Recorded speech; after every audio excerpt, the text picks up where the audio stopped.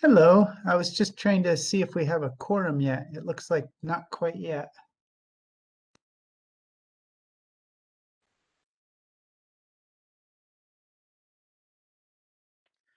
Looks like with Barb jumping on, you then would. 1, 2, 3, 4, 5. You officially have 5. Oh, great. I wasn't counting myself. Yeah, Oh. we count you. Thank you. Well, if it's okay with people, I'll just wait a tiny bit more and see if we get a few more. Kate, have you heard whether anyone is not making it? I've only heard that Ron will not be making it and that Andrew will not be making it. Well, it looks like we have Ron. Yeah, I thought I saw Ron's Yes, name. Ron is making it. Yay, Ron, for making it. Okay, yeah. So we knew Andrew had some family things. I think you have Rhea. Let's see, Rhea, Karina, I mean. Yeah, sorry. and that's all. And Jonathan. Jonathan, yeah. Okay, well, let's begin because we have some easy stuff in the beginning. Well, not just with the roll call and all. Kate, would you be okay to do a roll call for us? Absolutely. And I'll say call the meeting to order now. Okay. Great. And so now, Kate, you could do the roll call. Steve Carreau. Here. Rhea Ortner. Karina Lucier. Barb Hart. Here. Andrew Duarte. Ron Mitchell. Here. Danielle Kraus. Here. Steve Roundtree. Here. And then Jonathan Baumhover. Okay, so noting for the record that Jonathan Baumhover is not present yet, and Andrew Duarte is not here, and Karina Lucier not here, and Rhea Ortner not here. All right. The first we have the consent agenda, and I wanted to find out if anybody had any discussion or questions on the consent agenda. Steve, I just wanted to note for the record that Rhea has now joined us. Thank you. Yes, I was going to do that too. Hi, Rhea. Sorry I'm late. All right. So we were just seeing if anyone had any questions or discussion about the consent agenda.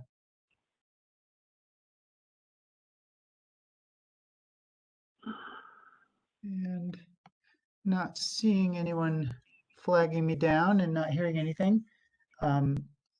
I would like to ask for all in favor of passing the consent agenda, say aye. Aye. Aye. And Aye. anyone opposed? Okay, so we've approved the consent agenda items, which is the approval of May warrants, approval of June warrants, approval of May minutes, and approval of the June minutes. I'd now like to ask for any public comment on non-agenda items. If anybody has some public comment, please introduce yourself. And you have 3 minutes to speak on non-agenda items.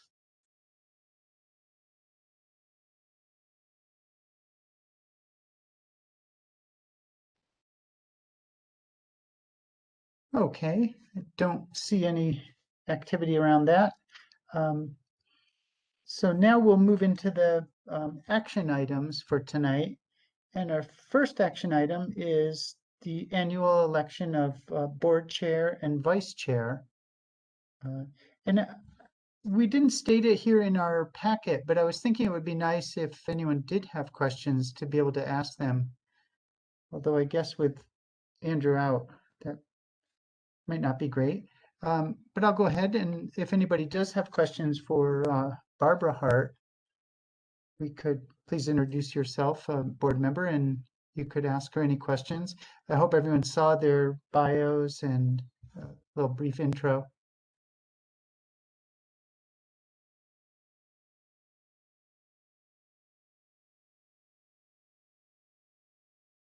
And it seems like we don't have any particular questions for people.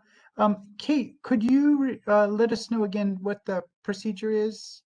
I think it was emailing you and Miranda, perhaps? Yes. Miranda, feel free to jump in, but that's what we thought would be the best way, that everybody emails us both so that we can tally together. Yep. Yeah, that way we can cross compare and make sure that we are matching. So if you can email, if you can't email, I would text messages as the other alternative, but email is preferred. Okay, so we'll give a few minutes for people to do that and send it to Miranda and Kate.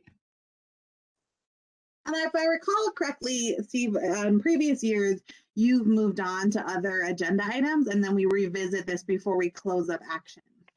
That sounds wonderful. Thanks for that helpful tip. Can I text this vote? Yes, Ron, if Ron. that's what you need to do, that's fine. Yes, thank you.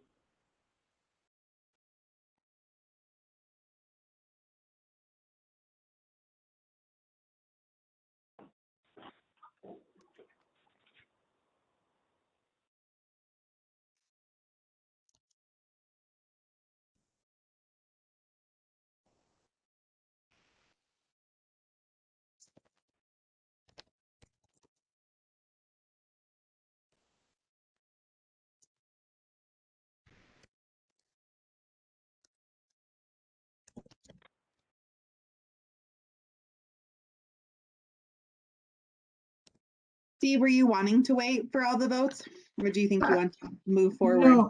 No, I'd like to move forward. I was just casting my vote. Sorry. Oh, got it. Okay, I was like, I didn't know what we were doing. Okay, Yeah, yes, please sorry do about that. I was in my own little world here. Excuse me.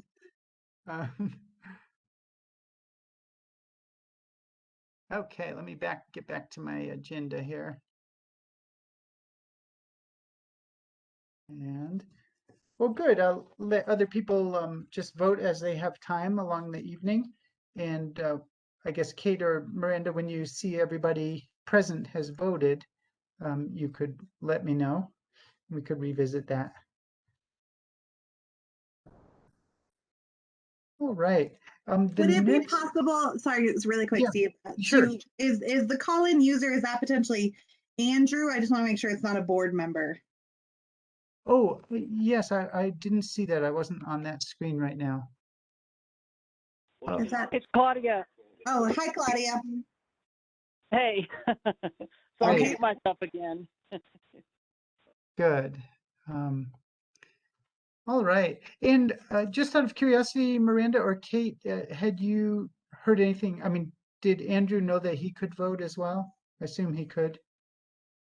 I'm happy to shoot him a message. I would assume he knew, but and just see how he wants to handle that. Thank you, Sure, yeah, Miranda. if you don't mind. And Barbara, of course, you can vote as well.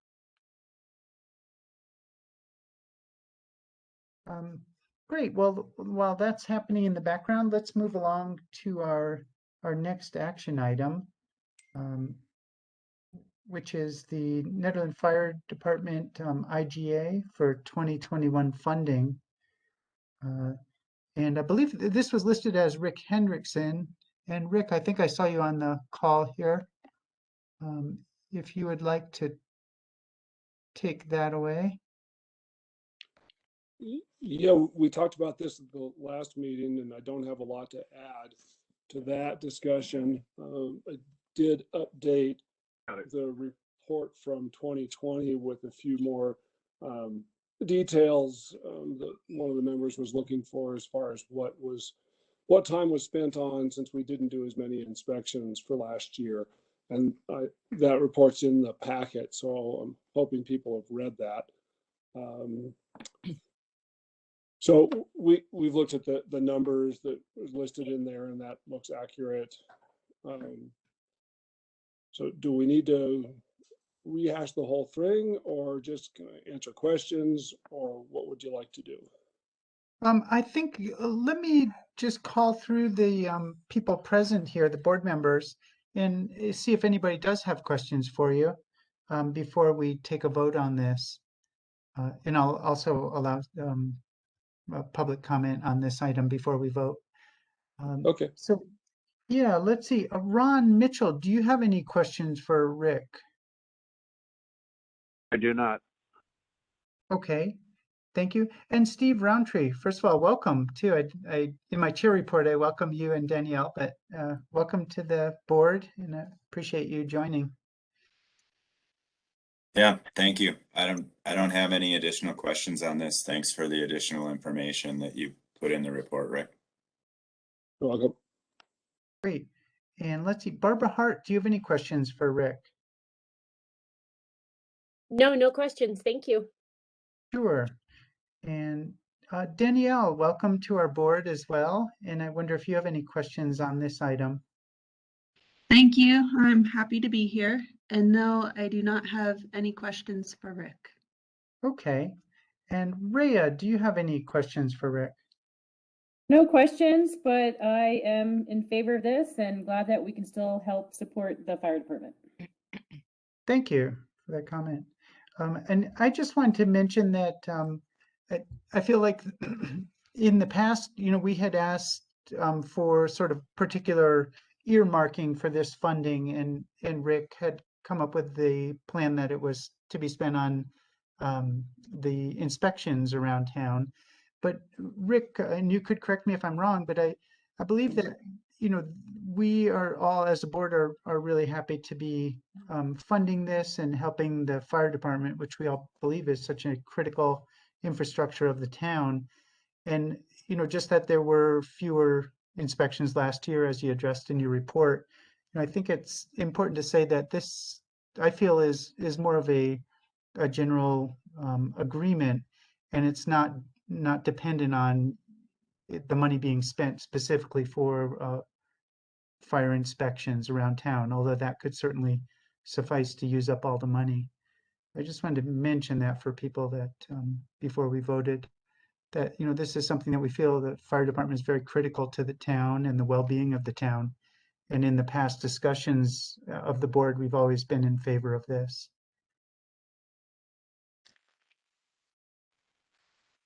I don't have anything really to add to that.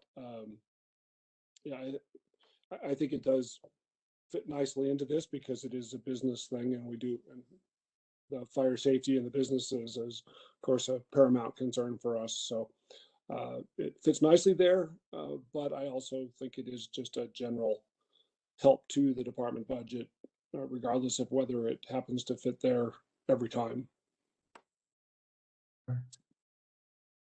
Well, thank you. I'd like to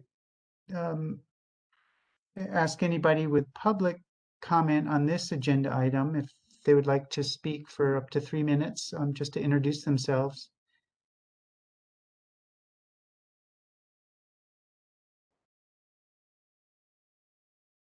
And it seems like we don't have anyone for public comment.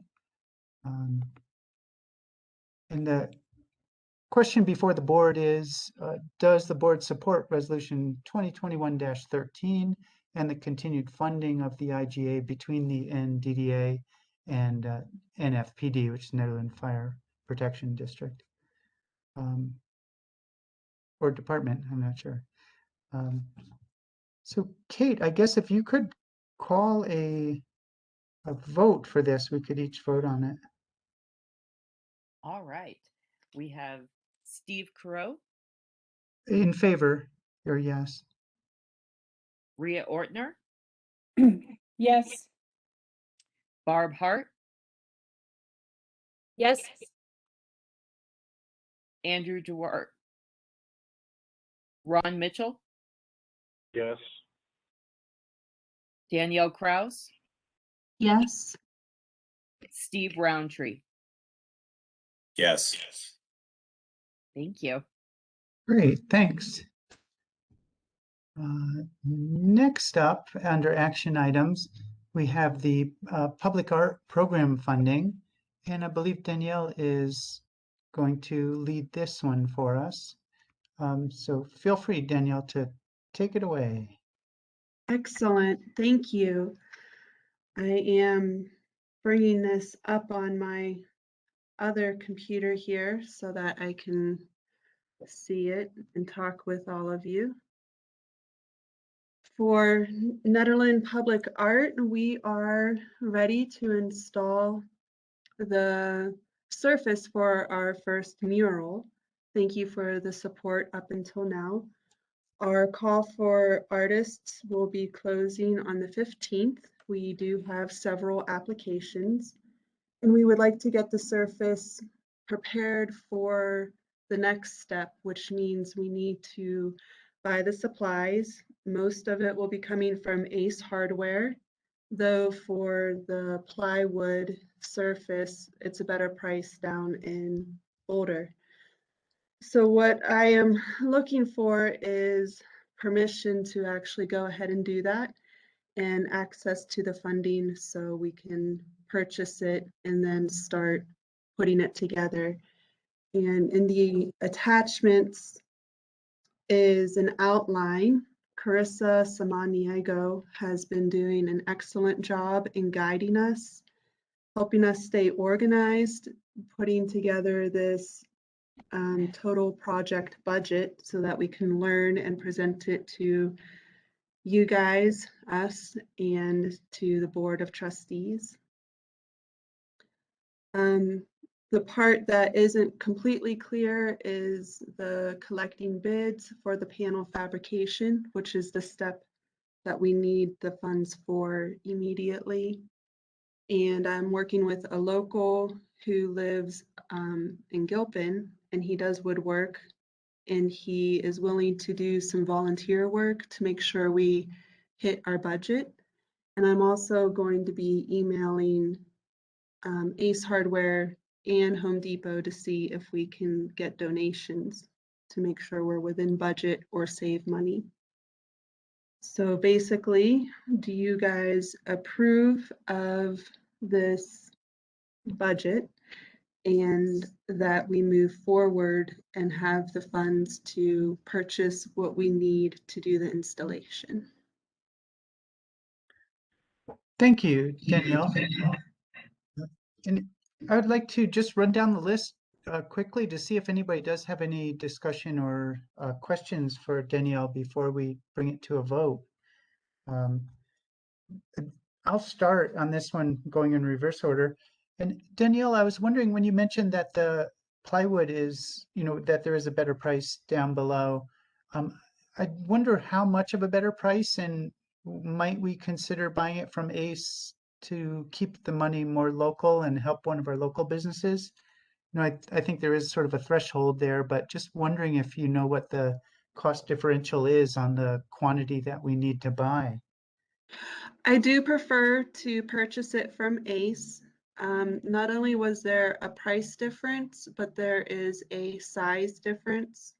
At Ace, they only have 4x4 rather than 4x8.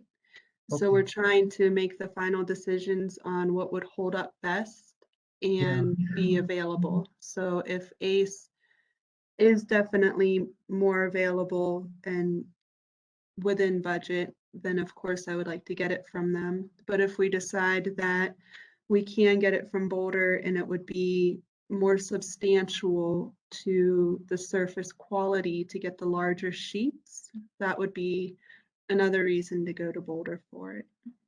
Sure, that makes a lot of sense to me. Yeah, a 4x8 sheet is much different from twice as many 4x4s.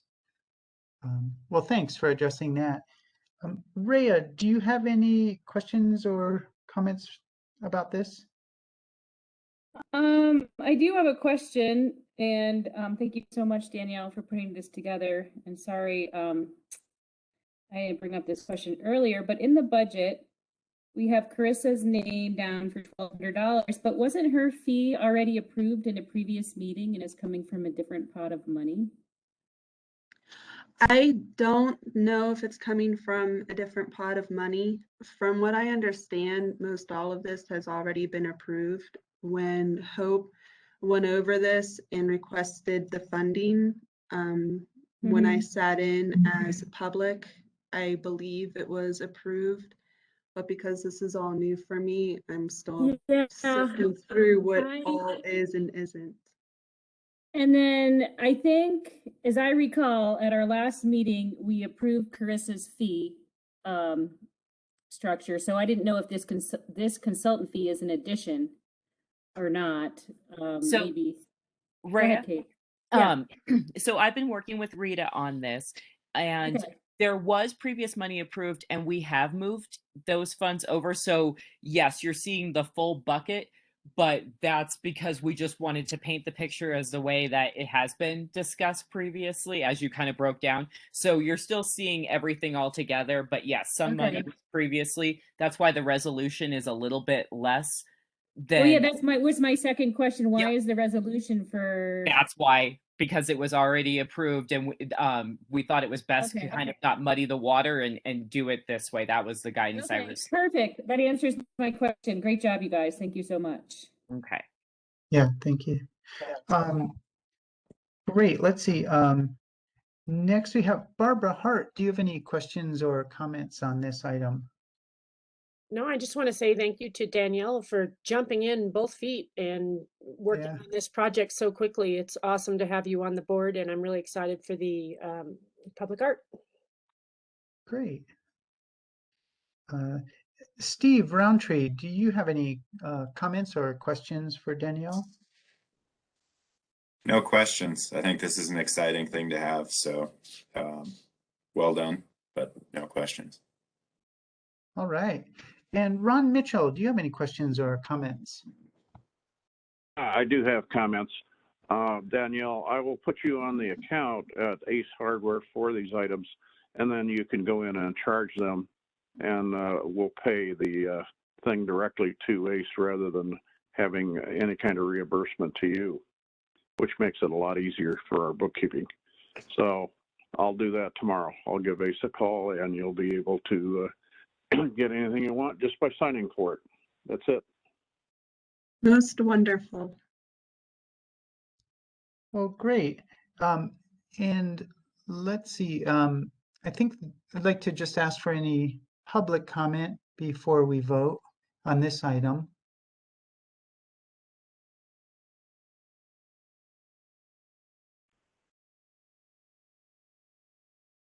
And I don't hear any uproar of public comment coming. So Kate, would you be okay to call a vote for this?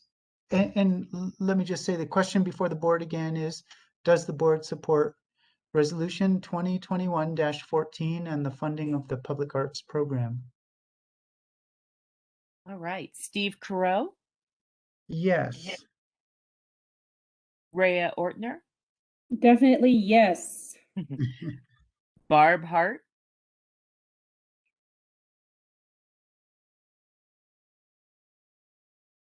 Sorry, my mute is not working properly. So, yes.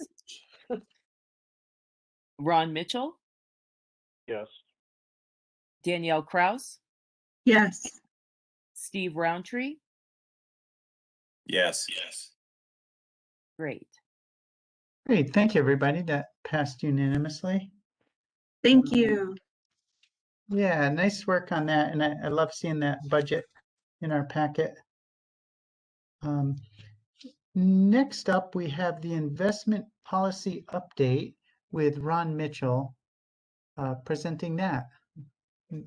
Take that away, Ron.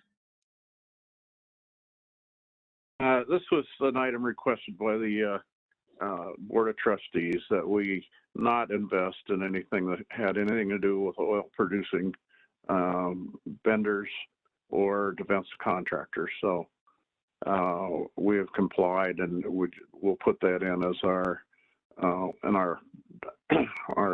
investment policy as part of the prologue. Any questions about it? Yeah, let me just call people and see if anybody does have questions. Steve Roundtree, any comments or questions on this?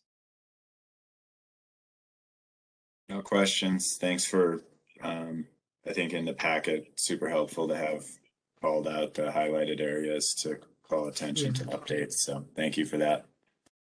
Sure. And Barbara Hart, do you have any comments or questions? No, this answers the questions that I had at the last meeting. Thank you for putting it together, Ron. Great. Danielle Kraus, any comments or questions? No questions. Thank you, Ron. And Rhea Ortner?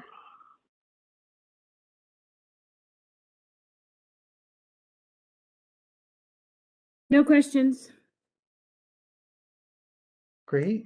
And Ron, thank you for putting that together. I think it was presented very nicely and I feel like it addresses very well the Board of Trustees concerns with our investment policy.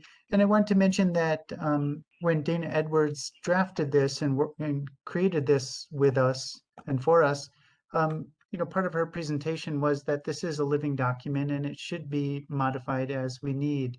So this is really our first modification to it, and I'm happy to see that it's living up to its potential in that way. Let's see, and let me just ask for any public comment on this before we vote on this item.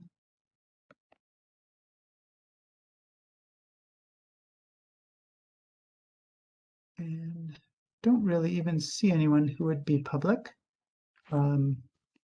Well, great. Then, Kate, would you be okay to call a vote on this for the question before the board? Does the board support the proposed language and revisions to the investment policy?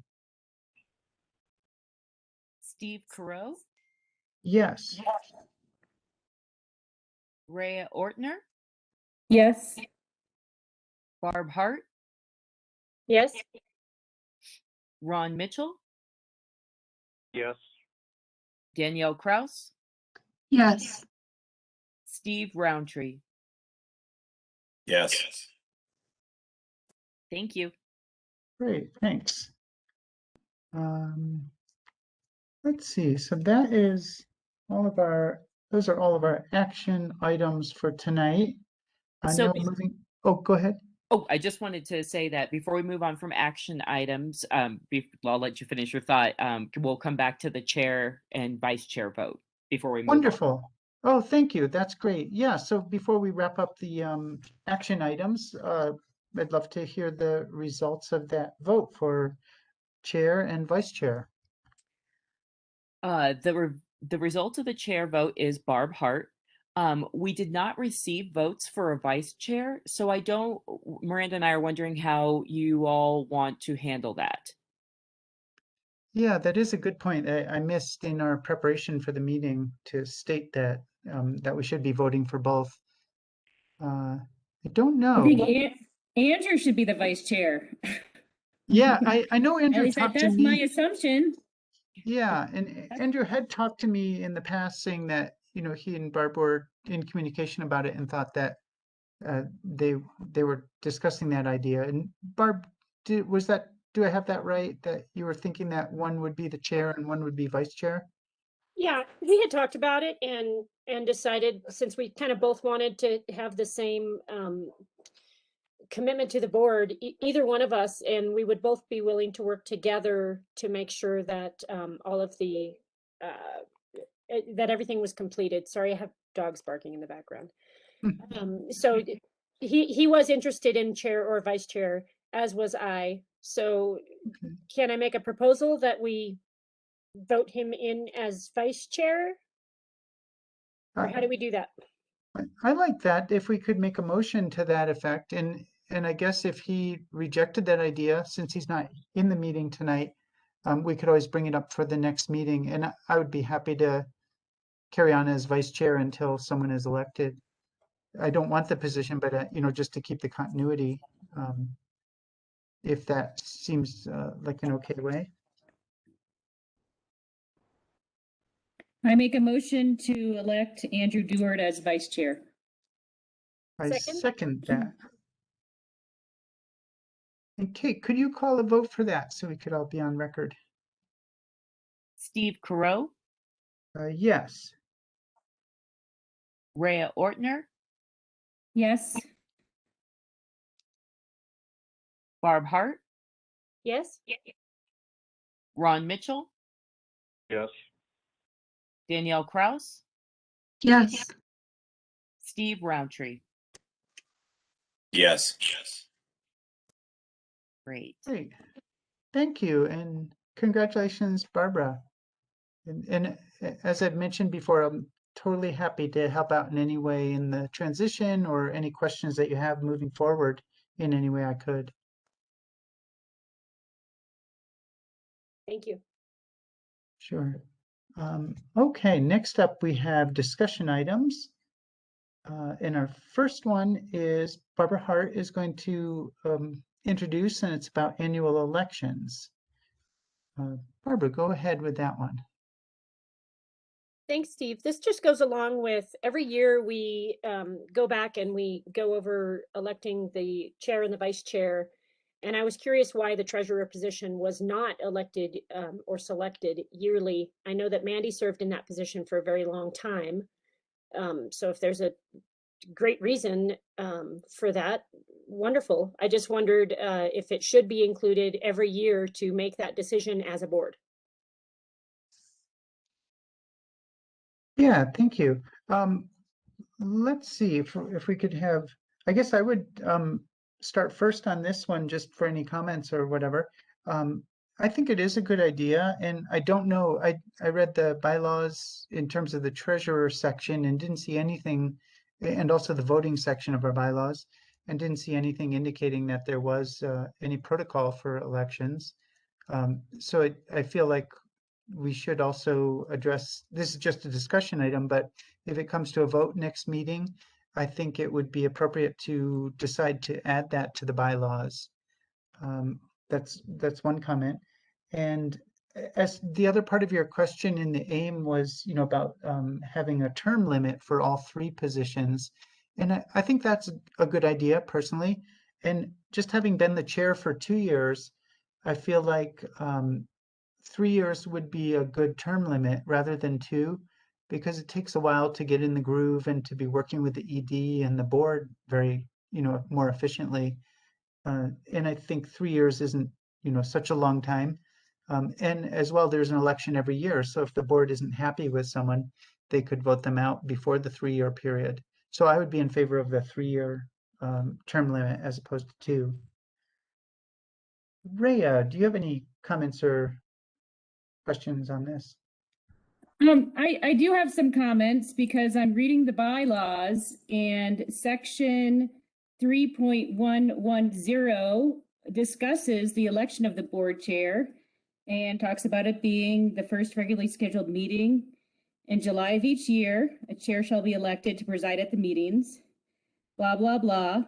The chair shall serve until election of a new chair at the first regular meeting the following July, at which time the chair may be renominated or a new chair may be elected. So I think we should continue with the yearly elections and not go to a 3-year term.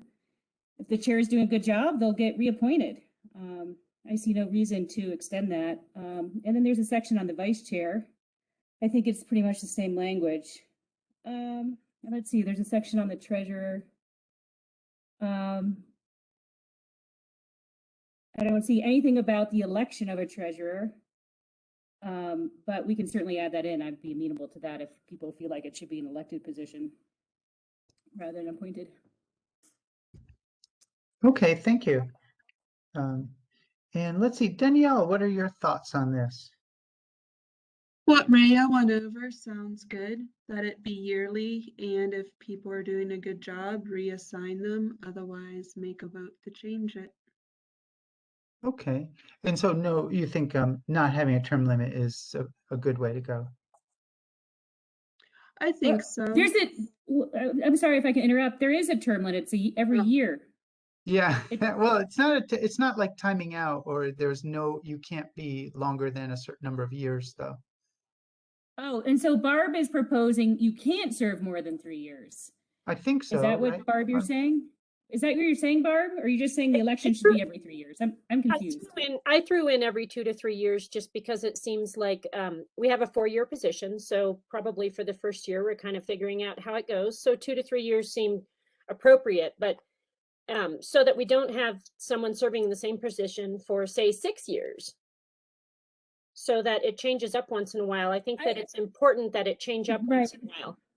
I guess my worry is that I feel like it could be difficult to get people to volunteer to be the chair. So if we have one person who really likes being the chair and they're doing a good job, they do get voted on it every year. I'd be hesitant to put a limit on the number of years that they can be in that position. Personally. Because there is a removal process and it's the yearly election. You know what I mean? Yeah, Right. absolutely. I was comparing it to other elections, so I just threw it in there. Okay. Yeah. Yeah, that sounds good though. But Barbara, do you have any other additional info you'd like to add to the discussion? No, that was really it. Okay, great. And Steve Roundtree, what are your thoughts on this? I guess I have a question. I think on the wording in the document, it says there should be a term limit on all positions. And then I recommend the chair, vice chair, and treasurer position should have a term of 2 to 3 years. Was the intent of that to say should have a term limit of 2 to 3 years?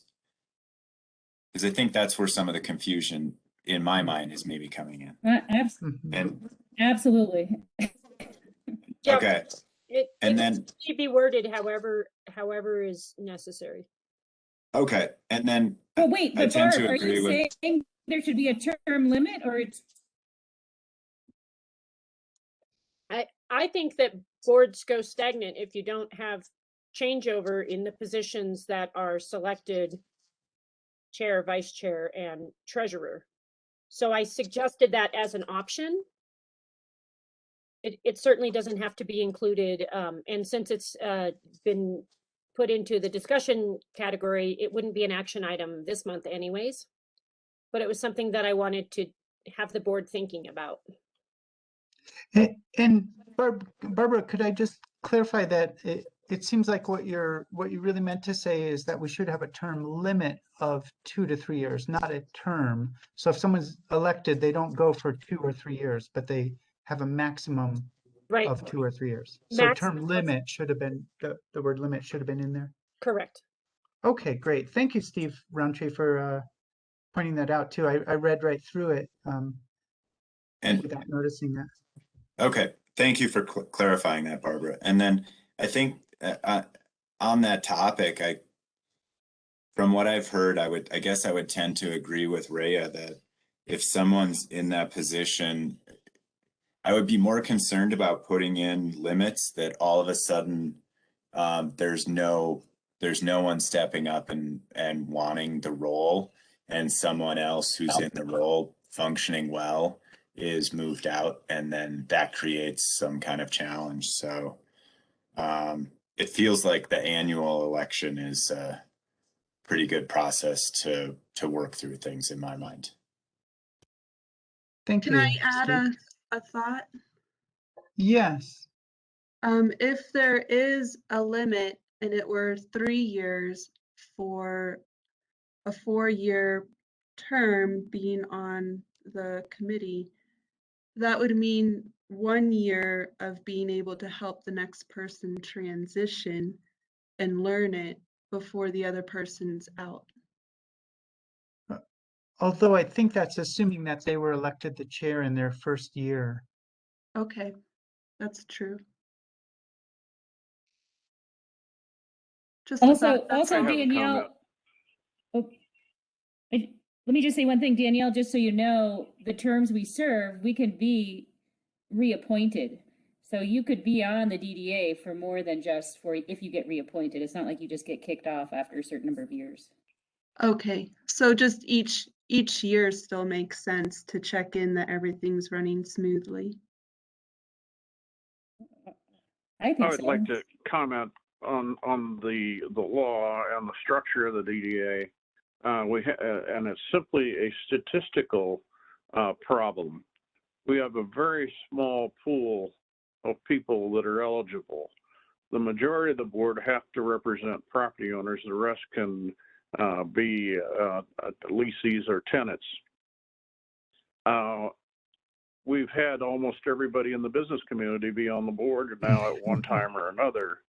And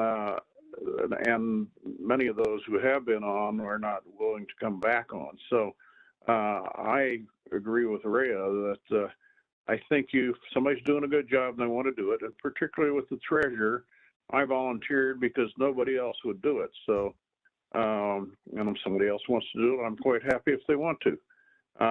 But nevertheless, our pool of potential board members is so small that if you put a term limit on, we might not have any board after a while. So I don't think that's a good idea at all. I think whoever said that you have a one-year term limit already and people are reelected, and if people are doing a good job and want the job, then I think you should reappoint them. Do you understand the statistical problem that we might have here? Yes. Yeah, it is a small pool of people who want to be on boards in particular, and specifically the DDA. So,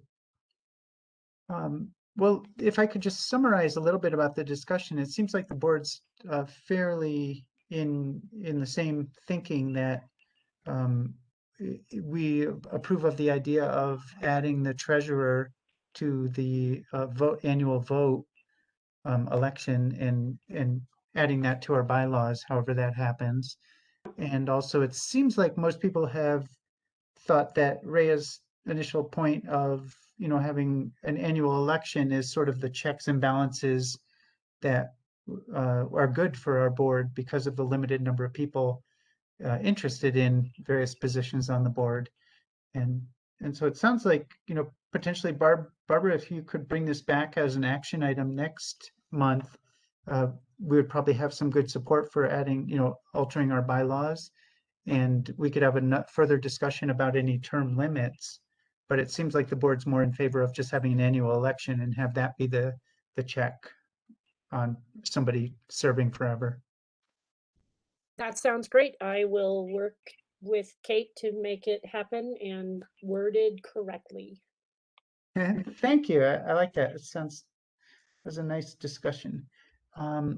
Next up, we have, I don't know if I called for any public comment on that item, but just real quickly, if anybody had any comment. Okay, feel comfortable moving on. Next up is also Barbara Hart, and it's the 4th of July fireworks discussion item. Barbara, please take that away. That's Ron Mitchell, actually. Yeah. Oh, it is. Okay, excuse me. So, Ron, would you like to introduce that? Yes, I would. Again, this is a discussion item. I've talked to a lot of the merchants. The town was virtually empty by 2:30 or 3 o'clock on the 4th of July because people were going out to other venues where there were fireworks. And when we had fireworks, it was the biggest day of the year. And it was among one of the smallest this year. I think that if we can garner enough support, almost every merchant who felt the decline in business would be in favor of this. So your ideas, please. Well, great. Let me just run down the list again. Steve Roundtree, what are your ideas or thoughts about this?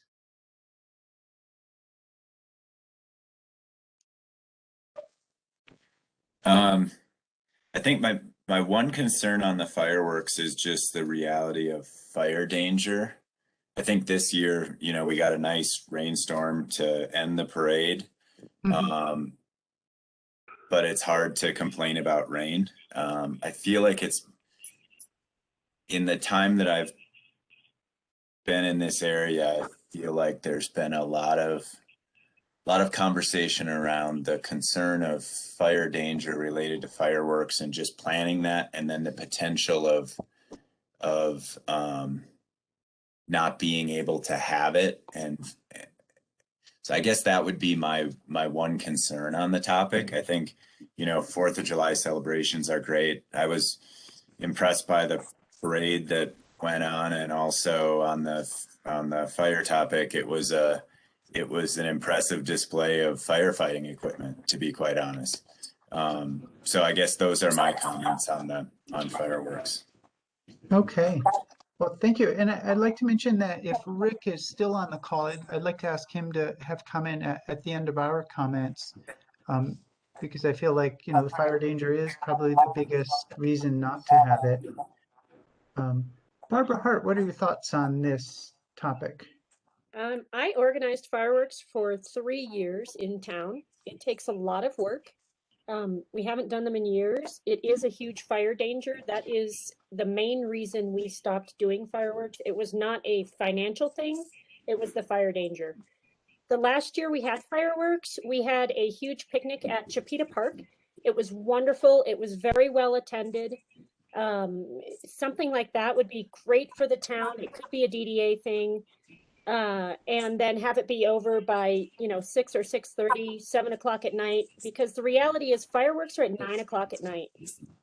Getting people to stay in town through dinner would be ideal, but then let them go somewhere else that can handle the fire danger better than we can. The thought of burning down Big Springs just was not something that we wanted to do, and that was on Peak to Peak Healthy Communities. And I think overall, I would not be in support of fireworks again. I think it's a really smart decision to stay away from it. All right. Thank you. And Danielle, what are your thoughts on the fireworks? I agree about the fire danger. However, bringing more people into our community for the 4th of July is appealing.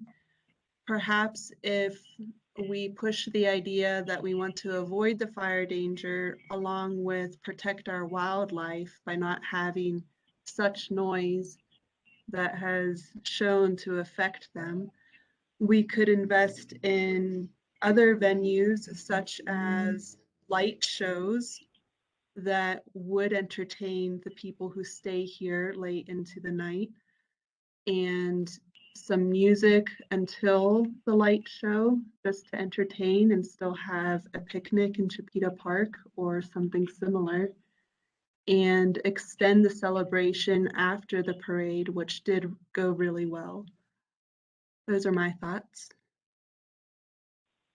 All right. Thank you. And Rhea, what are your thoughts on it?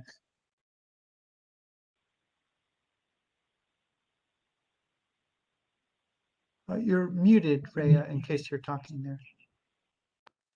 Sorry, everyone. I said I'm in favor of helping to fund some kind of celebration events. I like Danielle's idea and Barb's ideas of, big picnic party, light show. I would be only in support of fireworks if the fire department gave the go ahead and gave their approval. I have a lot of great memories of fireworks in Nederland over the years. I do want to say that I do not think the DDA should organize any kind of the festival events that we're talking about, but rather provide a set amount of money and then have somebody else do all the nitty-gritty organization, because I don't think we have the capacity to organize a festival ourselves. And maybe someone can recall with the picnic we had in the past how that was organized. I don't remember. And those are my thoughts. All right. Well, I think we definitely would need a pyrotechnic company, and it takes a lot of lead time to, and that's one of the reasons for bringing it up a year in advance. These people commit to do these events way in advance because it does take a lot of planning, and we don't have the expertise to do it. You have to have them do it. The fire department did do the fireworks for many years, and they were in charge of it. Worked quite well. And I think we really need to defer to professionals who understand what the risks are and can explain them to us in depth, because I don't think anybody here is a fire professional. All right. And yeah, I want to add to it some of the comments I've been hearing as well. I do feel like we need to listen to our fire department, our local, people who are protecting us from fire. And if I understand right, it's really more of the fire danger concern is about all the people who come up for the fireworks and are blowing off small scale things ahead of time and having so many people around in such a dry environment. I think that the fireworks themselves are quite safe, being done by the fire department or being professionals or pyrotechnic professionals, and they're blown off over the res, and they take into account any wind factors. So that's been my understanding, but I'd love to hear more from Rick after this. And one other question I had is, does anyone on the board know anything about the cost? What some of the last couple that we did, what the cost was? And Barbara, maybe in particular, what percentage of the cost was raised by grassroots efforts? So Barbara, I don't know if you have any of that info. Yeah, the first year that I did fireworks, it was $18,000. The second year I did fireworks, I believe it was 19, and the last year I believe it was 20. That's $20,000 for about 20 minutes of fireworks. And the Pyrotech company does schedule out. We always started on the 5th of July for the next year. And most of the money was raised through grassroots efforts. I had people that donated, $1,000 or a specific amount per year. There are people that will donate that amount to have fireworks. Unfortunately, my largest donor passed away last year, so I don't have as many contacts of people that might donate towards something like that.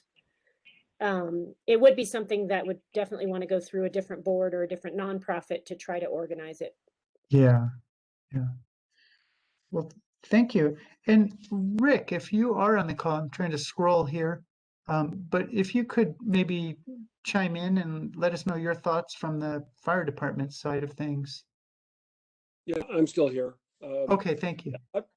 Yeah, obviously, fire danger is the biggest concern, and it's probably also the hardest thing to do is scheduling it, and especially when you've got to schedule a year out for it, because we don't know what the spring's going to be like. We don't know what June's going to be like a year out. And if we get good moisture, the fire danger is way down. There's no fire bans. But if that's the case, then on fairly short notice, it has to get canceled, as a number of them did this year. There's also some injuries that go along with that. Typically, every year we get one or two things, and some of it's people wandering around in the dark after the show, running into things and such. Sometimes it's people get things in their eyes that are coming down from above as they're looking up. So there's certainly hazards with it. I mean, I like a good fireworks show, but I certainly understand the fire danger side of it, and also the pets and the wildlife concerns. Right now, we don't really have anybody in-house that has the expertise anymore. It's been years since the fire department participated in setting off the fireworks, so we just don't have that expertise anymore. So it'd have to be an outside company. Yeah, fire danger, is always going to be the concern.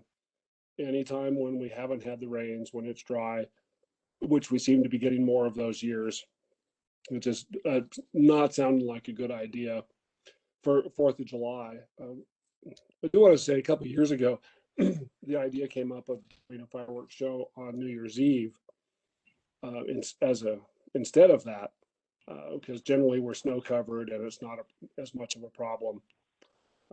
And I know the ski area at one point said they might be interested in doing some kind of partnership on that. So that's another option, to move it then.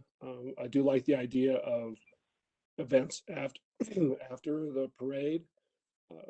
Obviously, it keeps people in town longer, which is good for the businesses. Also creates traffic issues that when we do have to get somewhere, that can be a bit of a problem. But if we plan for it ahead of time, we can stage people around town, and that's not as big of an issue. So hope that helps a little bit. Yeah, thank you for that. And what does the board think about it? I know a year or two ago it was brought up as a discussion item for having the fireworks on like New Year's Eve, and I think that's when Brent had mentioned that he wouldn't rule out entirely doing something up at the mountain as part of the evening festivities. And Steve, I don't know if you're in any position to comment on any sort of ability or interest from the Eldora for doing anything like that. But I think at this point, being a discussion item, the broader point is just whether we would want to pursue anything for the 4th of July or perhaps look at other times of year. And it doesn't necessarily have to be New Year's Eve. We created, well, Frozen Dead Guys Days was created, and that's an off day. So it could just be, the only thing happening in the winter, and everyone comes up here and we get a big economic boost without all the fire danger issues. So I don't know, Steve, if you have any comments from, as far as Eldora goes. Yeah, I mean, that's the first I had heard about fireworks or any involvement from Eldora on that, but I could see, last 2 years ago, we tried to host a nighttime pro tour ski race with the idea of having some activity and things happening up at the mountain in the evening. So I think New Year's, that's kind of, it's towards the tail end of our really peak busy season. That could be a challenging time to rally extra support. But I think at some point, there could be a great opportunity. I think Steamboat has some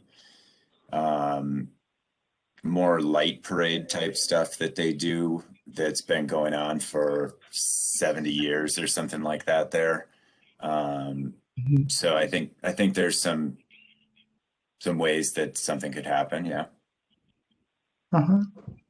And how about with the rest of the board? Does anybody have much interest in thinking about the fireworks for a different time of year?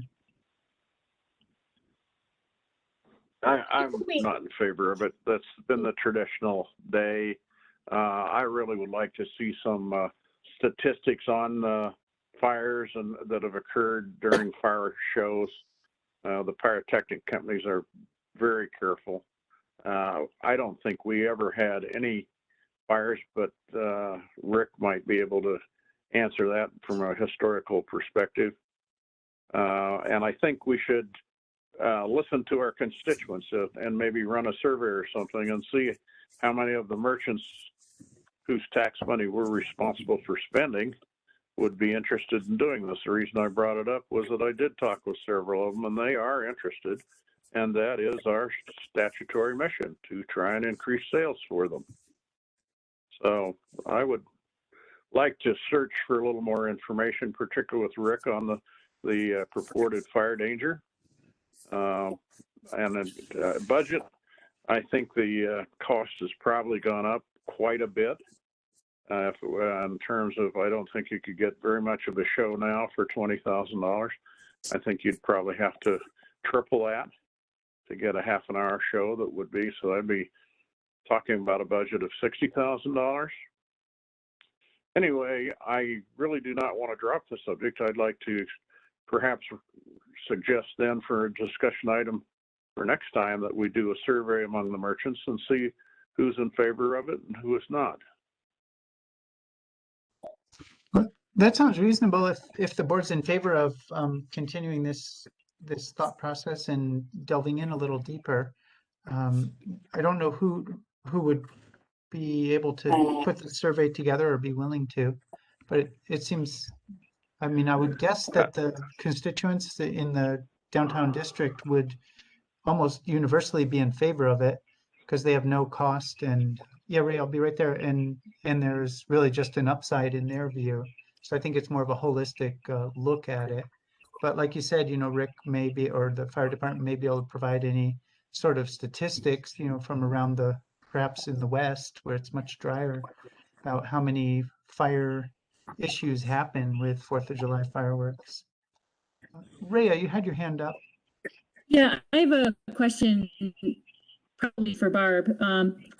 If we spend, say, 50 or 60 grand on fireworks and then there's a fire ban and we can't put them on, what happens to that money? Does it get carried over or do we lose it?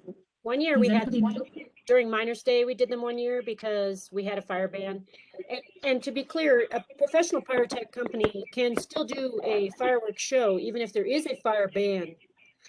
Most of the towns choose not to. So you can still do it unless you're in the highest ban level. And that's why we moved it to Miners Day one year. And then, so if the Board of Trustees decides, okay, there's a fire ban, we don't want to risk it, no fireworks, what happens to our money? Do we know? Does it get carried over or do we lose it? You can use it. It goes back into the general fund. No, if their money is already spent with the fireworks company, it does not go back into the general fund. You pay the entire amount upfront for the fireworks and you have until 1 day less the next year. That's every contract I ever signed. So you could do it on the 3rd of July the next year or any day in between, but you don't get the money back. If you have paid for the fireworks, you have paid for them, and they don't do it any other way. So thanks, Barb. I like your idea of... That would be a reason. Sorry, Ray, finish up there, please. Oh, I just want to say thanks for the explanation, Barb. That makes sense. I like the idea of like a different day in the summer that maybe it could be done. I'm a little hesitant about doing fireworks on New Year's Eve. I just worry about the high winds and shooting off fireworks. What if there's a big wind event that night? Pretty cold out there. I'd rather do them in the summer when it's warmer. Anyway, but certainly other festivals would be great. Ron Mitchell, were you saying something at the same moment? I was, and I apologize. Oh, no problem. I just wanted to give you a chance.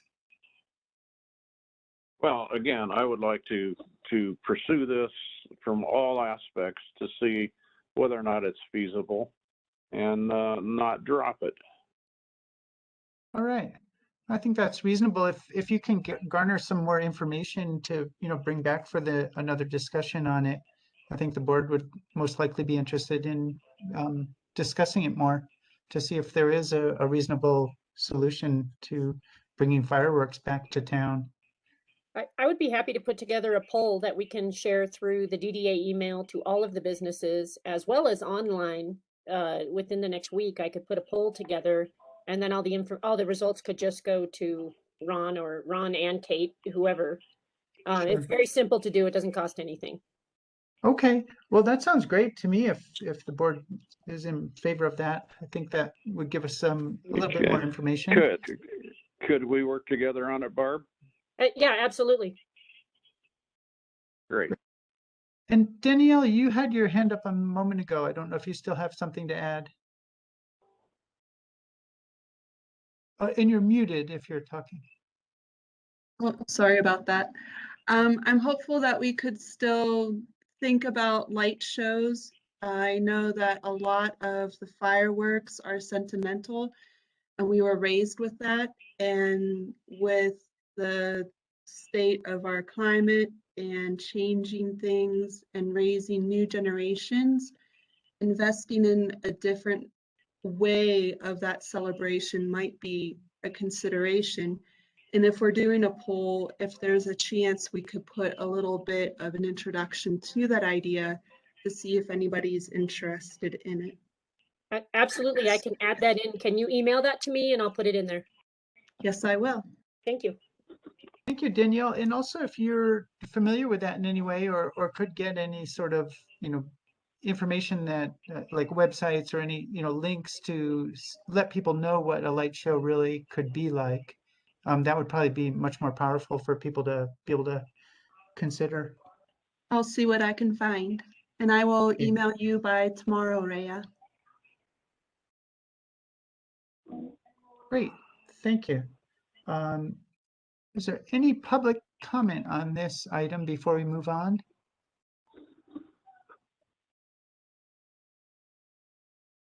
Don't see anything. Next up is, sorry, I'm trying to juggle a lot of different windows here. I think Barbara Hart is doing the next item, which is an in-person meetings proposal. Great, thanks, Steve. And Miranda has given us the information as well that it either has to be in person or online, and there's no hybrid. So it's probably not realistic to resume in-person meetings in August, but I would like it to be on our list of things to do soon. I think that meeting in person where we actually see each other and are in the same room make a huge difference. So if that could be pushed to next month, that would be great. And I think it goes into the next, or the work session idea is almost the same thing, where maybe if we were having work sessions once every 3 months or so with all the boards in town, in person wouldn't seem so important. But right now it really seems like we need to meet, all of us, in a room and share ideas and talk more openly than this platform allows. Yeah, I agree with that, and I was going, my comment was going to be that I would prefer to be remote still at this stage, but I'm kind of far on the spectrum of being a little bit too careful, perhaps. I also but- wanted to note that Miranda, there was one other piece to what Miranda said. We are still under an emergency declaration. So if we choose to go back to in-person meetings before the Board of Trustees ends that, we have to go to the Board of Trustees and ask to go to in-person meetings. So I wanted to make that clarification so that you all understand the full spectrum. And do you know when that emergency would end, that with the So- BOTs particular? It's Miranda. So the Board of Trustees, so what happens when they end the declaration? It means we have to go back to in-person, and virtual is not even an option. So the Board of Trustees would like to create a new policy that would allow virtual for all meetings moving forward. So we're probably looking at maybe a couple of months before that's being lifted, because there's a series of pieces that have to go into it before that occurs. Otherwise, like anything that has happened to date under the declaration just immediately stops, and that's obviously not quite what we want yet. Okay. So Miranda, could you let us know when you hear some movement, or hear of any sort of dates when that emergency declaration would be expiring, and at that point we could readdress this? Yeah, absolutely. Great, thank you. Barb, is that okay with you for now if we table this? Yeah, yes, table it. And I Okay. would assume that is the same for work sessions, or Miranda, can we have in-person outdoor work sessions?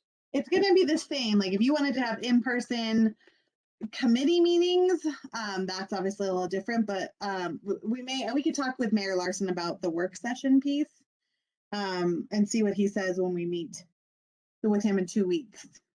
Okay, thank you. So we can table that work session as well. Yeah. Okay. I'll let you Okay. know, like by end of this month, we'll be able to probably guide a little better on this. Okay, well, thank you. And next up, we have the Mountaineer. I think writing an article for the Mountaineer, as we had been doing in the past. And Barbara, would you care to lead this one?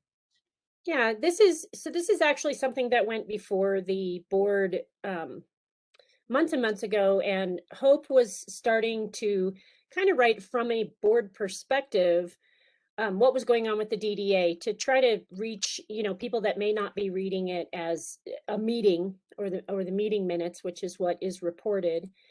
So I wanted to make the request again that Kate write something each month, or 1 or 2 people take it on and garner new interest in the DDA by sharing, instead of this is what happened at the meeting, sharing some of the projects we're doing specifically and other things that are happening within the DDA to try to get more businesses and people involved in the DDA.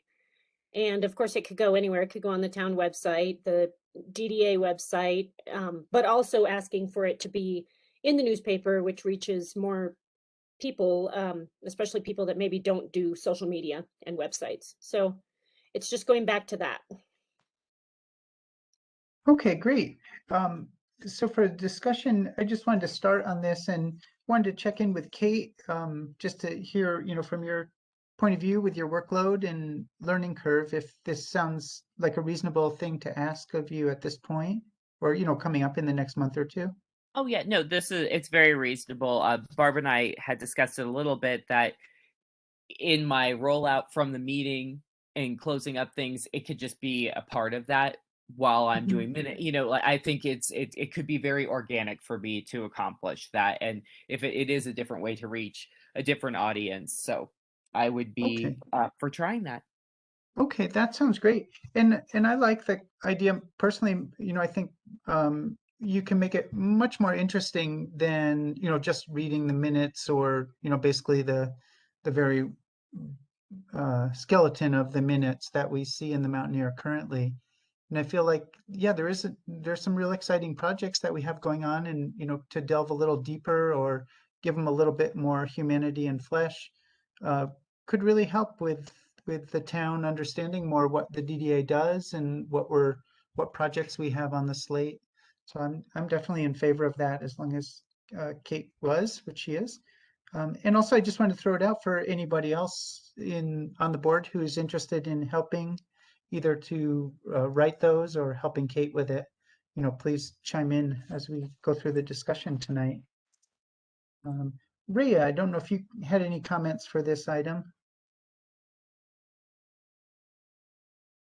Hey, I just have to say kudos to Barb for bringing up all these great topics for discussion. And yes, great idea to have Kate and possibly a few other people write articles for the paper about what we're up to. I love the idea. I'm fully supportive. Great. And Danielle, what are your thoughts about it? I think that it's a wonderful idea. I would love to see it happen. All right. And Steve Roundtree, any thoughts yourself? I agree. It sounds like a great idea. And Ron Mitchell.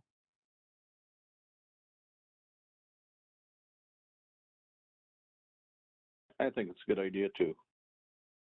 All right. And we had been doing it, as Barb mentioned, and so I think it's a great thing to get back to. Perhaps we can bring this back as an action item for the next meeting. And I would think that perhaps if people wanted to get going with it before our next meeting, we could ask for a nod of 4 for that. But I don't know, Kate, what your thoughts are, and Barb, as far as wanting to start on it before we would approve it, formally with a vote next meeting. I feel like it doesn't need to be a formal vote. I think it was approved once, so it's really just kind of putting it back in there that to do the same thing. So I don't think it ever went away. I think that it just stopped happening when COVID happened. So Yeah. I would love a nod of 4 to move forward, and then I would love something even from a couple of the committees maybe saying this is what's going on with my committee, so that it can be included in the next column. Well, great. Yeah, and I'm in favor of it. I would give a nod of 1 myself. It's hard with this platform I don't see many people. But Is I there feel like, anyone on tonight that wouldn't give it a go ahead nod forward? That's probably the easiest way to ask. yes. Well, no, it sounds good. Everybody was in favor of it and thinks it's a good idea. Yeah, so let's get going, pick it back up where we left off, and as soon as you reasonably can. Perfect. All right, and let me get back. I believe the next one is also Barb, which is our signage for thanking Zach Dirt and anyone else who helped on the Canyon project.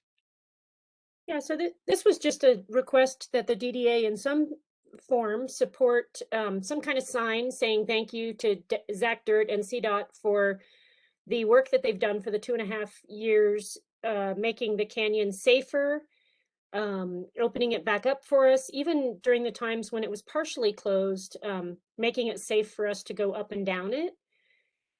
So looking for some kind of DDA support to create a sign, a banner, I'm sure, very simple, saying thank you to them for all of their hard work on the canyon. All right. And Ron, do you have any comments or discussion on this topic or questions? I think people always like to be thanked when they've done a good job, and I think they did a good job, and I'm very much in support of this idea. I don't know, I think maybe a banner or something like that that's up for 4 or 5 months would be appropriate. All right. And Steve Roundtree, what are your thoughts? Yeah, I think it's a good idea. I actually drove down the canyon last night. I had seen the CDOT reports that it was done, and I put my eyes on it. It looks like it's done. It's pretty exciting. I know, personally, and for Eldora for seasons, it was a massive challenge, and I think they managed to finish it up and do a good job. And a thank you, I think, leads into letting people know that it's done. So I think it's the right message for Nederland businesses. Mm-hmm. That's a good point. Barbara, any additional info from you on this? Since it's a discussion item, I'm assuming we can't vote on anything. I'd like to get some information on banner pricing, hopefully from Business Connection, so we can keep it local and send that around. Can we get an approval of up to a certain budget, or does that have to wait for the next meeting? Because I'd really like to do this soon. It's Miranda. You can always move a discussion item. You can make a motion to move a discussion item to an action and then take an official vote if that's a desire of the board. Great. Let's go through the group here, and then we could, if it seems like there's enough interest, we could do that. Let's see, Danielle, any comments or items about this? Questions? I am on board with it, and I'm in line with Barb's mention that I would like to ask Business Connection to do it. I like Ron's idea of a banner that potentially, I know we have wind up here, would go across the highway so it wouldn't be missable. I don't know if that's possible, but definitely something large printed locally would be wonderful to say thank you with. I'm in favor. It's very hard to get a banner across 119. It's an arduous task because you have to get all CDOT's approval, and you have to get all the utilities, the phone company and the power company. And we've tried before, and it's been very hard to do that. So I suggest we try and get a very visible building owner to let us put it on a building where it, because that process in itself can take months. What about the roundabout? Well, we could probably put it on posts in the roundabout, or put 3 banners so that the same thing is on every banner. But again, you need CDOT approval to do that. What about the Welcome to Nederland sign, Miranda? Yeah, so that's going to be your easiest option. Town just requires a sign permit, and there is not a fee for that. So there, or the Nederland high school sign, which is probably not quite as visible, but it is by the visitor center. Right. I mean, if you had 2, you could put it in both locations. Okay. The high school sign's not as great, just because the building is blocked as you're coming around. But those, I would say, those are going to be easiest because it just requires town approval. Mm-hmm. Rhea, do you have any input on this? I guess I'm curious. I guess I was sort of a little bit conflicted only because I feel like the project took so much longer than I anticipated. And I feel like before COVID hit, it was really frustrating for a lot of businesses. And I'm curious to know how the business owners feel that CDOT did, considering it took so long. I know CDOT probably did work with Eldora a lot on trying to time the closures so that it wasn't coinciding with peak traffic time. But regardless, I really appreciated Steve's comment. Like, can we somehow also promote our businesses at the same time on the banner, saying thank you, CDOT, for getting it done. Come on up, Netherlands open now, or something to that effect, since we are using our commercial tax-based property owners, money to fund this. Can we kind of lead it into a promotion of the businesses at the same time? And maybe that would be hard to do because it would be too many words, but just something to think about. Yeah. Well, I agree. I wanted to reinforce that. I think Steve's comment about, saying that it is done and letting people know that, because not everyone saw the press releases and the news articles that lasted all of 24 hours. And so I think it is a kind of a neat message, to say, hey, it is done, it's a beautiful journey up from Boulder or wherever, and come on up and visit Nederland in the summer.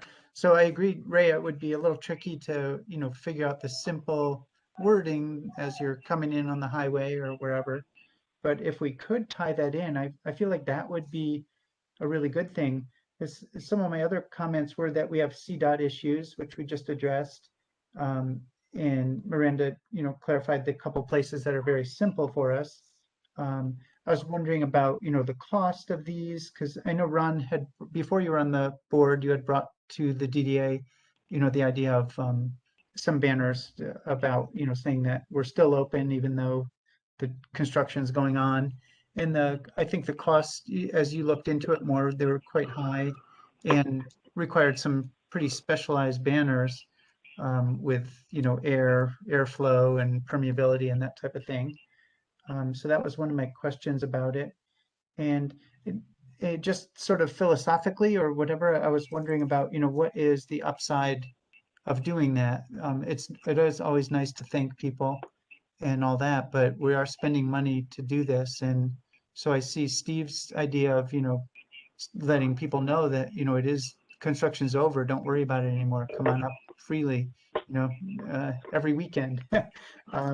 So I feel like that's more of an upside to doing this, rather than just being nice and thanking a company that did a bunch of work that they contracted for and were paid. I'm sure it was a bid, so they were happy with the payment they got. So that was the other question I had is, why would we do this, other than just to be nice?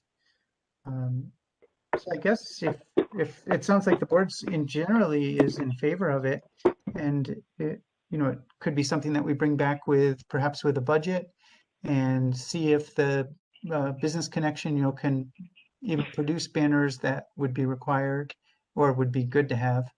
And we can come back for next meeting with an action item perhaps on doing this.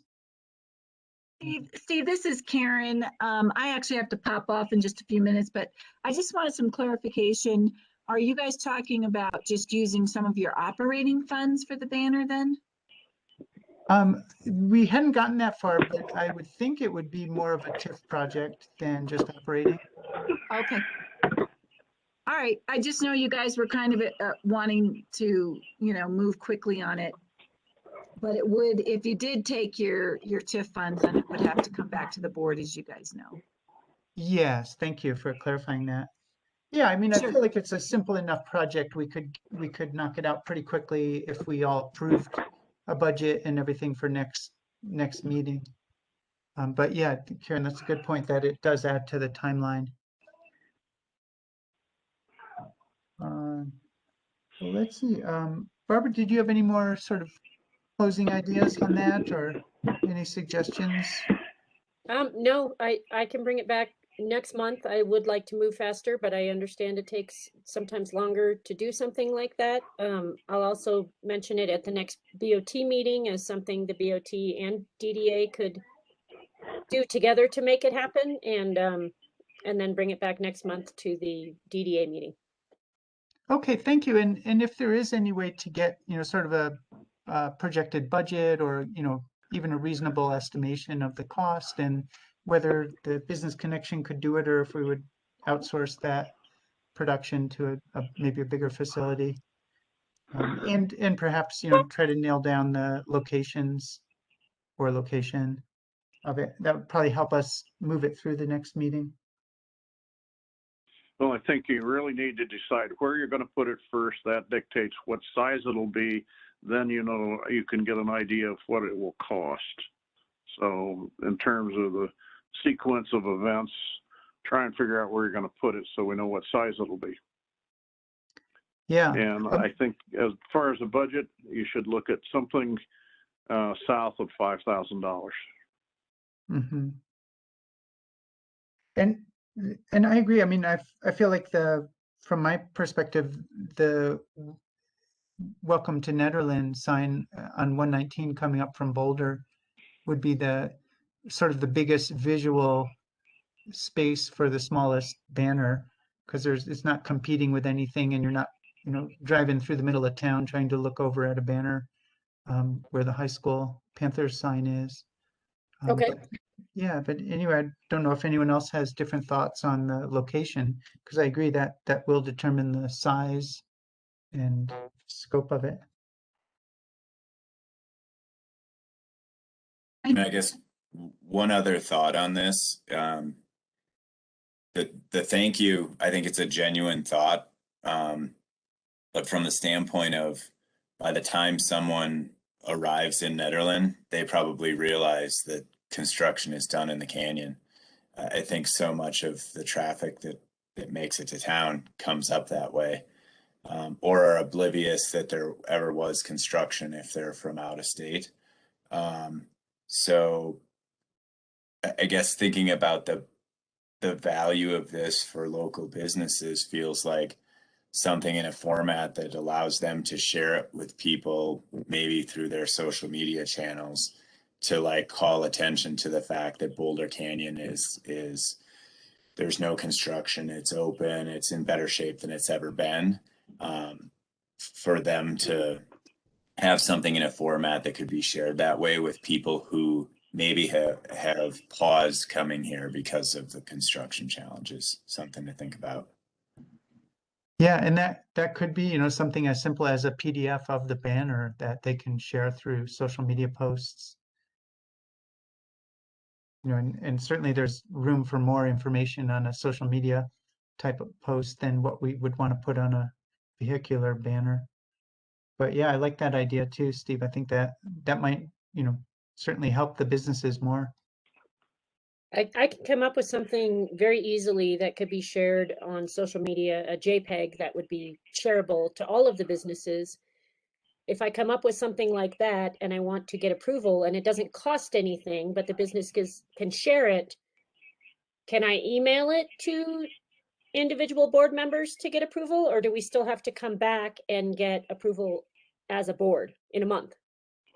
I would feel like we could do a not a for now for something like that doesn't have a cost, and you're willing to put it together, and then we could share it with all the businesses and let them do with it what they want.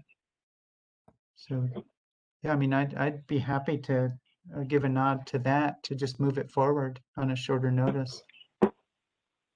Okay, I'd be happy to do that if that sounds like a good idea for in charge. I think wording will be really good. Barb, if you want to brainstorm on what would be most effective and short and sweet. Okay, I'll do that. I will send out something individually to board members with some wording ideas, and then if you guys can respond, I will put that together. That sounds great. Thank you. Is there any public comment on this discussion item before we move on?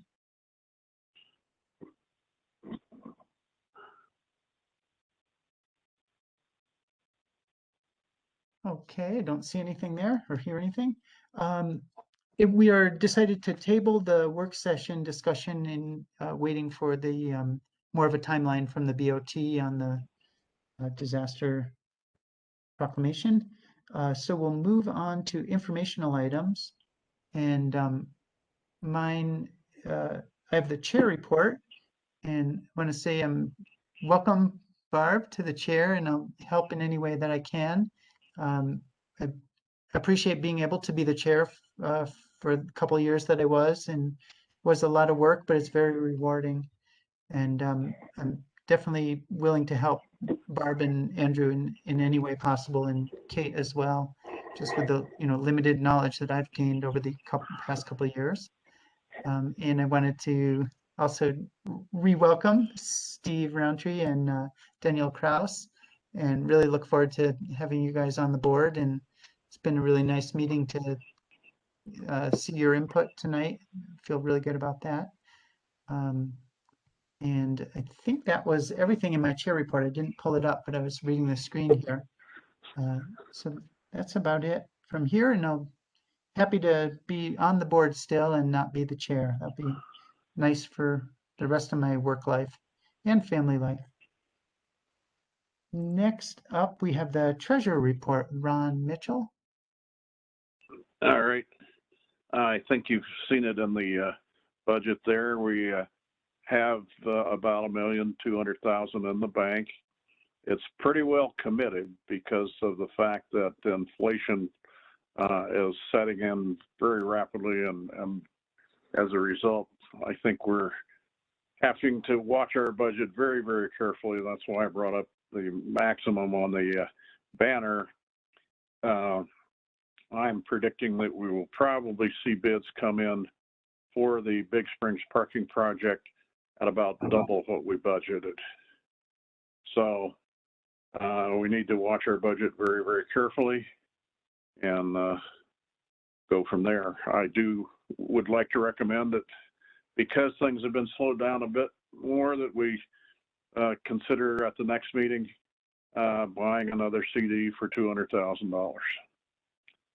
And it would be a one-year CD because it doesn't look like, to me anyway, I hope it does, but that the Big Things project will get underway this season. And the reason is simple. All of the contractors are busy, and we don't know whether we're going to get bids or not even get bids. So if we do, I would rescind that recommendation. But right now, that's what I'd like to put on the agenda for next month. All right. That's all I have. Thank you. Ron,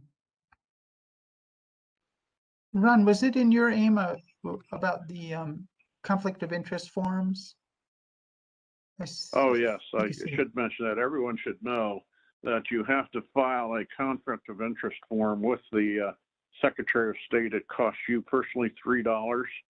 It's very important that you do this. I've done it, but I don't know how many others have, and I don't know if Kate has talked to anybody individually. It's very simple. Just go on the Secretary of State website and put in conflict of interest form and fill it out and pay the fee, and you're all set. So please do that. Great. And I think, Kate, if you could just send us all a reminder email, that might be helpful especially for the few people who aren't on the meeting tonight. I will do that. Great, thank you. And let's see, what do we have next is Kate with the Executive Director report. Hi, I'll just be real brief. It's been really exciting this month watching, especially public art kind of come from last month.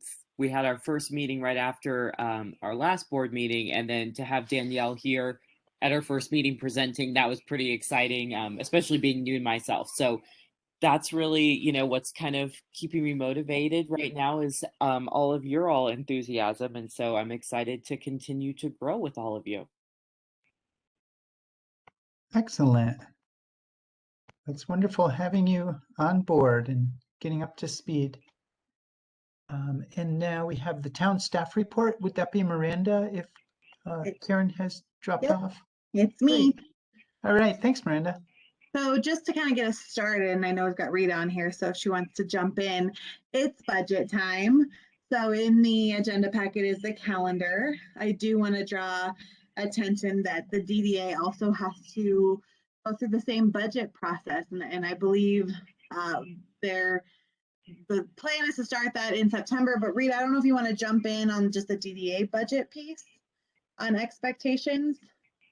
I know she was having some internet issues, so she might not be. Yeah, can you hear me okay? Yes. Can you guys hear me? Yes. Okay. Hey, Miranda, can you pull up yeah. So yes, last year when we did this, I was obviously very new and really, let's see, I'm trying to see, I don't know what the DDA's timeline is, but we will, let's see, post the draft obviously by October 15th, and like to have more time this year to, go through the budget with you guys. So I'm trying to see what the deadline is for you. So there isn't. So I think this is maybe the catalyst for a conversation with Kate and Ron and Barb and maybe Andrew, that we need to kind of we need to solidify a timeline similar that mirrors the town budget timeline, so that we're not kind of rushing it like last year. Right. And so ideally those conversations should be happening sooner rather than later on your 2022 budget. Yeah, I think that sounds great. And yeah, we can probably get some discussions going at the next meeting, I would think. Perfect. So one thing we did add in here is that currently sales tax revenue is up over this year over last year. And what we're looking to do is to be able to establish a committed capital improvement projects fund that would be established in 2022. And I think that's just great. Obviously a big nod to the businesses. We're continuing to see that sales tax revenue increase and hope to see that continue. People are coming here, they're spending their money. And of course, that's what we want to see. And so trying to find great ways to obviously put those funds back into the community through capital improvement projects. I'm having scrolling issues, so bear with me. Some other kind of updates is we have the roadmap to recovery. I know we've talked to you about this before, but what we're doing is we're teaming up with Clear Creek, Grand and Gilpin counties, Estes Park and Lyons, and we're going to work together on determining how to create really a thriving and resilient economic future for our communities and kind of the peak to peak region. Just recently is that getting off the ground, and so we're looking to probably have the initial meeting in the next month or two. And of course, I'll keep the DDA updated on how we move forward. Nederland doesn't necessarily have specific funds out of this. It is that we're funded kind of as a team here. So we're team 10. And so more to come from there, but I'm looking forward to that partnership unfolding. We also received our first installment of the American Rescue Plan Act funding, which is $192,000, a little over that. We will be discussing with the Board of Trustees at their meeting, sorry, that should say July 20th. So next week, about how to spend those funds. What is tough, there's a lot of, I think, rumors about these ARPA funds is because Nederland did not see a decrease in sales tax, and what we can use the funds for is very limited. It's primarily focused on infrastructure and potentially supporting the households in our community, potentially like water bills or other things like that. If we had lost money, the pool of what we could use the funds for is very broad, but given that we didn't, which is a great situation to be in, we kind of only have a handful of ways in which we can use that $385,000. So I'll still keep updating the DDA on this, but stay tuned on kind of what the recommendations are from town staff, and then also the Board of Trustees on how to use those funds. I know Claudia jumped off, but another thing we have here is the Clinica Family Health Community Health Center. They are doing a survey to see what the need is in our community. So if you have not had a chance already, there's a link in this report. We ask that you go in and give the information. It really is going to ask you, would you use this? Perhaps you can't because of your insurance. What situations would have to be in place for it to work for you to have a clinic up here in the mountains. So please pass this along and give that feedback yourself. COVID updates, we typically pull this from Boulder County, so I think there can be some confusion. Obviously, Boulder County is in a great place overall from their vaccination rates. Nederland, however, if you go onto the data tracker, we're hovering around 40%.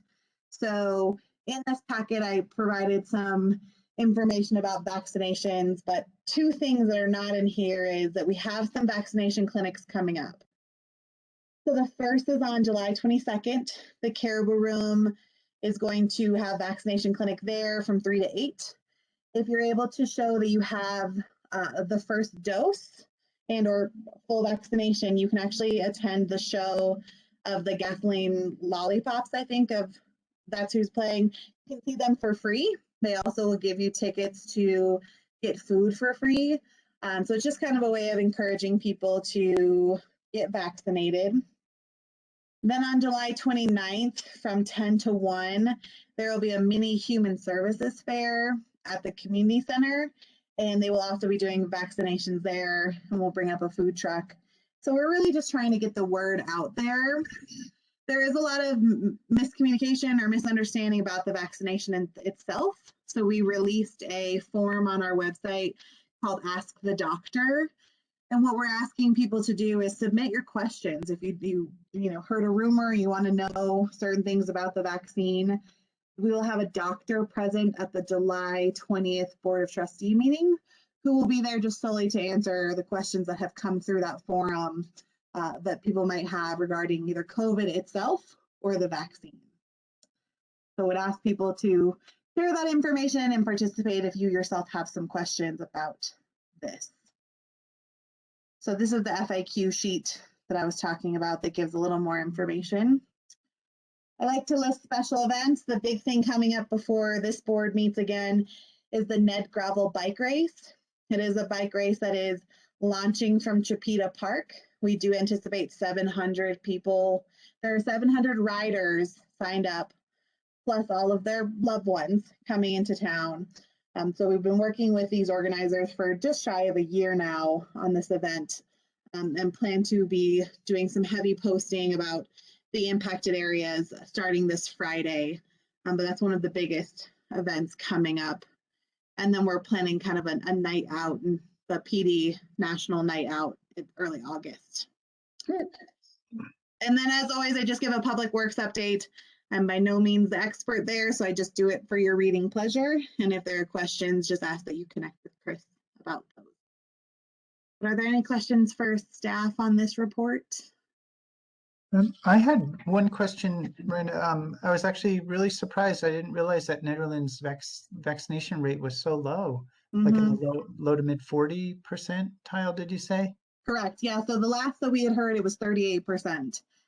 Wow, that's really surprising to me. I don't know if you in town have, delved any deeper into the numbers to have any ideas why we're lagging so far behind the rest of Boulder County. So Katrina Harms is actually working on that. So I would strongly encourage anyone who's interested in this topic to join us on July 20th, because we will have Boulder County representatives from the Public Health Division to speak specifically to Netherlands numbers. So I don't have that information tonight, but we will by next week explain that.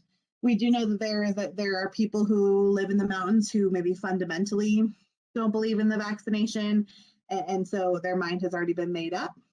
That is one thing we do know we're up against, and so our desire with these clinics is to just try to reach the people who might be on the fence or are not really comfortable with the vaccine because they don't fully understand the process or whatever that might be, is just trying to educate people, and that's why we have the Ask the Doctor forum. So if you can't attend the 20th, I'm happy to share the information back with the DDA, whatever it is that Boulder Health is able to provide us. All right, thank you. Are there any other questions or comments from Miranda? All right, well, thank you, Miranda, for that info. It's a lot of exciting stuff going on. Next up, we have the committee reports. These could be very quick. If people don't have anything to say or update us, just let us know. First up is the beautification. I'm not sure if that was Rhea on that one. I'm here, yep. Nothing particularly to add. I don't really have any updates. Flowers are in, as you've noticed. Things are getting watered. Barbara and I actually had a discussion about planters, baskets. We decided not to do them this year because things didn't work out so well last year. But, you know, I want to say as a beautification subcommittee member, I am open to suggestions for other ways for beautifications to improve for next year. And so we'll be looking at that, the baskets and things like that. So, and in front of town hall, I do have to say that, you know, the DDA purchased a couple $100 worth of perennial plants, and a lot of those were planted in front of town hall that Mike did. So, and any questions for me? Rhea, I had one for you, Rhea. I remember Sure. that the part of this year's project was to have the company that installed or sold the wicks in some of the big planters, I understand, had come up and worked with you guys. And how did that all turn out? And are they functioning better? I believe so. Mike would know better the details, but they did come up, and you'll see in the budget money paid to them for some replacement parts. We were able to plant the planter this year successfully. I know last year the traffic circle was under construction, but the problem is that there was a leak in that pot. And so they made us a custom container inside of there for the farm tub system for those plants. And I apologize for not reaching out to Mike Reichard, who's you know, doing the watering, to get an update from him. He's the guy in the know. I just, to be honest, ran out of time, but I would like for him to come and maybe talk to us at next month's meeting to give us an update on how things are going, or at least a report at the end of the season, because he has such great ideas of how to make things better. So great. Well, thank you. Any other questions or comments for Rhea? All right, thanks, Rhea. Ron Mitchell, do you have any updates for the Big Springs project parking? Well, we're hoping to get it completed in this season, but I'm skeptical, I'm sorry to say, just because of bureaucratic glitches. And so I have really nothing to say other than we have to be very conservative with our money, because it may cost a lot more than we thought it was going to. And we are committed to pay that increase because we are in a partnership with two private landowners, and we are committed to complete that project, no matter what it costs. Sure. And have has JVA put out anything for bid yet, or is still in the process of getting that together? They're still in the process of getting that together. Okay. And there were some emails that went back and forth that the committee members are getting, and the surveyor volunteered to actually do anything that he could do to move it along and get it going this year at no charge. So I'm not sure where that stands right now. I didn't talk to him this week, but I thought that was very generous of Lee Stedell to make that offer. Yeah, he certainly has the towns at heart. He does. So, good guy. Thank you. Are there any other questions or comments on the Big Springs from anybody? Okay. Public art, is that Rhea and Danielle? Are you also on that committee? I am still on that committee, yes. Great. Do either of you have any updates for us? Well, I went over some stuff earlier tonight, and we will be moving forward in installing the first platform for our initiation mural. And we will be going over submissions after the 15th. I'm still waiting to find out when we are actually meeting. We got to take a poll and meet up with Carissa about that. but we're moving along. It's exciting and going well. Excellent. Great. Any other questions for Danielle?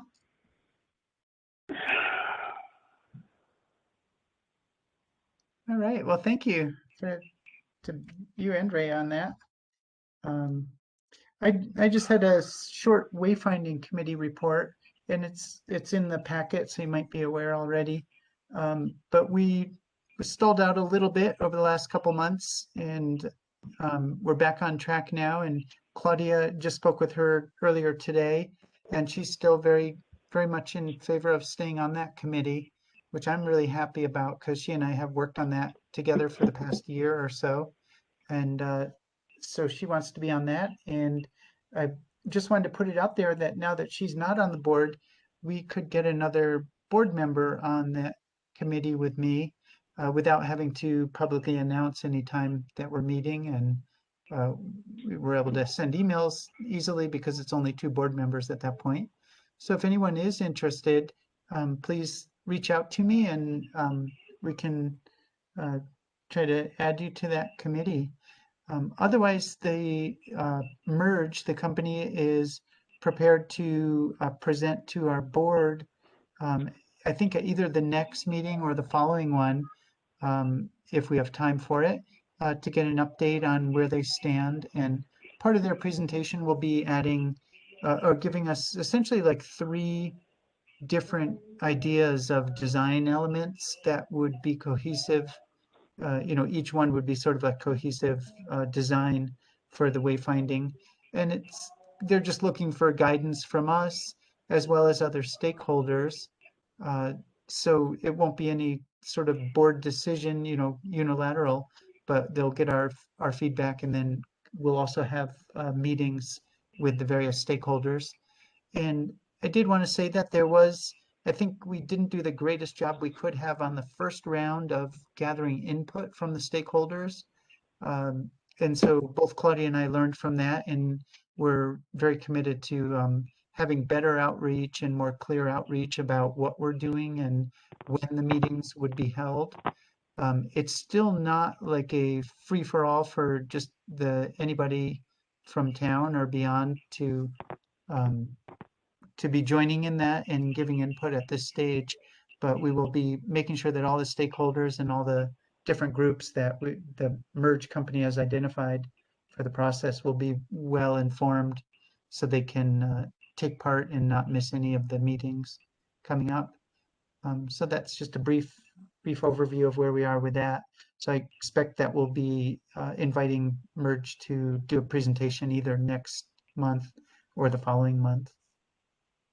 I don't know if anyone has any questions for me on that. Steve, I met with Claudia a week ago, and she kind of explained where the project was at. Uh-huh. I am interested in being on that with you, simply because it kind of fits into other stuff that I have going on in town anyways, and it just might make sense. And I have a lot of good outreach in the community. So Sure. If that works, I'd love to meet with you individually to discuss that further. Yeah, definitely. Yeah, just reach out and we can find a time to chat about that, and love to give an opportunity for any other board members who have an interest. But I agree, Barb, that with your connections and your outreach in town, that is a real plus, because we want the overall process as it develops to have broad support from town and input from town when the time is right for all different stages of it. So thanks for expressing that interest. We could definitely chat about that offline in the next week. And let's see, is there any other business for tonight? Seems like we've done a lot of business tonight. All right, then I happily make a motion to adjourn the meeting. Second. Second. All right, meeting adjourned. Thank you, everybody. Night. Bye-bye. Have a good night. Good night, everyone. Good night, everybody. Bye.